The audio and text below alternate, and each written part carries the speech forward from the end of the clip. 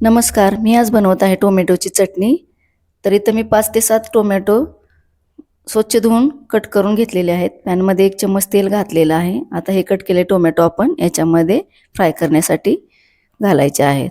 तर झाकण दिले 1 मिनिट भरासाठी आणि एक मोठा कांदा मी आता बारीक कट करून घेणार आहे। तर 10-12 लसूण पाकळ्या घातल्या आणि पुन्हा 1 मिनिट भरासाठी झाकण दिलेलं आहे। तर इथं कांदा कट करून झाला, 2 हिरव्या मिरच्या घेतल्यात, त्या कट केल्या, कोथिंबीर घेतलेली आहे। आता हे आपले टोमॅटो छान फ्राय झालेले आहेत।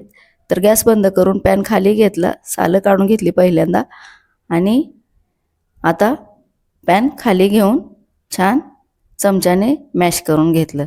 तर याच्यामध्ये चिरलेला कांदा, मिरची आणि हळद, लाल तिखट घातलं, वरून थोडंसं लिंबू पिळलं आणि चवीनुसार मीठ घालून आता हे छान मिक्स करून घेतलं। तर तयार झालेली आहे आपली टोमॅटोची चटणी। वरून थोडीशी कोथिंबीर घातलेली आहे आणि आता मिक्स करून साईडला ठेवून मी नाचणीचे याच्यासोबत खाण्यासाठी घावण बनवत आहे। तर इथं 1.5 वाटी नाचणीचे पीठ घेतलेलं आहे। थोडं थोडं पाणी घालून आता याचं छान बॅटर तयार करून घ्यायचं आहे। तर हे नाचणीचे घावण खूपच पौष्टिक आणि खायलाही चविष्ट असतात। तर बॅटर आपलं आता इथं तयार झालेलं आहे अशा प्रकारे।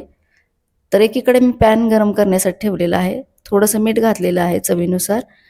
पॅनला ब्रशने तेल लावून घेतलं आणि आता आपल्याला हे बॅटर याच्यामध्ये सोडायचं आहे। तर पळीच्या सहाय्याने पहिल्यांदा कडेने बॅटर सोडून घेतलं आणि नंतर मध्ये सोडलं।